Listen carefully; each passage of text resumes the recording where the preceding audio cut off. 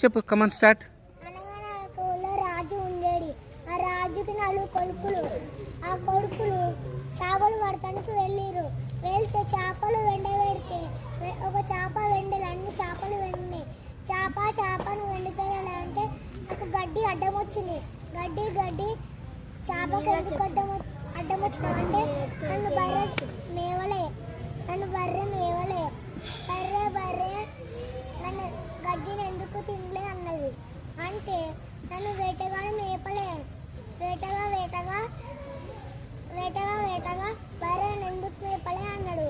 అంటే మా అవ్వ నాకు బువ్వ పెట్టలే.